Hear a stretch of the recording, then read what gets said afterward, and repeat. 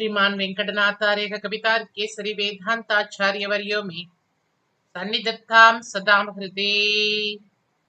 श्री सुदर्शन शतकम्।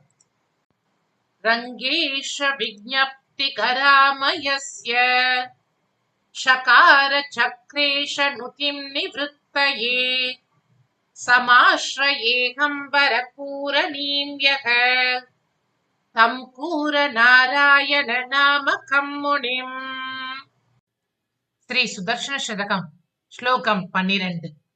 पद्मौघो दीर्घिकाम्बस् यवनिधर तटे गैरिकाम्बु प्रपातः सिन्दूरं कुञ्जराणां दिशि दिशि गगने सान्ध्यमेघ प्रबन्धः पारावारे प्रवालो वनभुवि च तदा प्रेक्ष्यमान प्रमुक्तैः सादिष्टं व प्रबोधं जनयतु धनुज द्वेषिणस्त्वैष राशिः।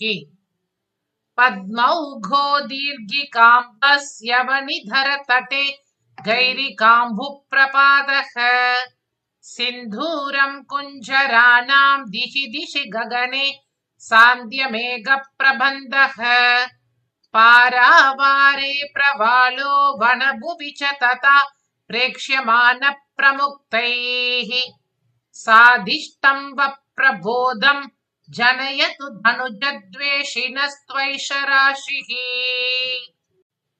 திருவாழியாழ்வானுடைய ஜோதி சமூகம் சர்வதேச வியாபி என்று கவி சமத்காரமாக இதில் பேசுகின்றார்.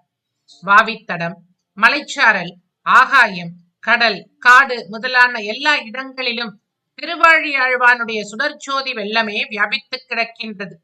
ஆனால் உண்மை கண்டறிய இயலாத ஜனங்கள் இவையெல்லாம் சுதர்ஷன ஜோதியின் தேஜஸே என்று கூறத் தெரியாமல் ஒரு இடங்களில் ஒரு வஸ்துவாக நினைத்து மயங்குகின்றார்களாம்.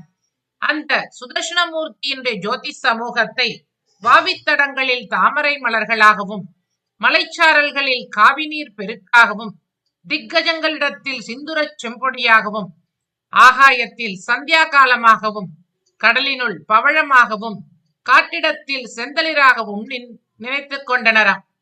உண்மை அறிய வல்லவர்கள் இங்கனம் பிரமிக்க மாட்டார்கள். ஆகவே இந்த மூட ஜனங்களால் பார்க்கப்படாமல் நின்ற திருவாழியாழ்வானது கிரண சமூகமானது உங்களுக்கு நல்ல அறிவை உண்டாக்கட்டும் என்று கவி கொண்டாடுகின்றார்.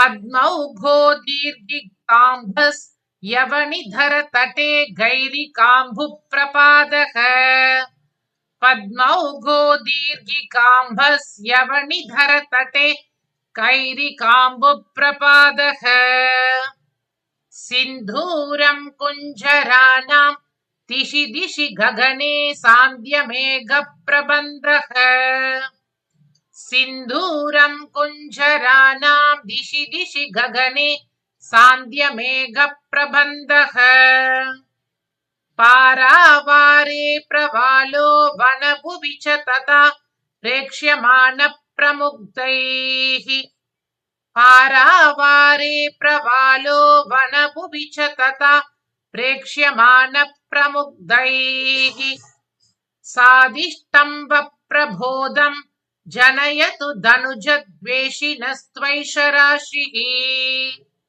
साधिष्ठं व प्रबोधं जनयतु धनुजद्वेषिणस्त्वैष राशिः।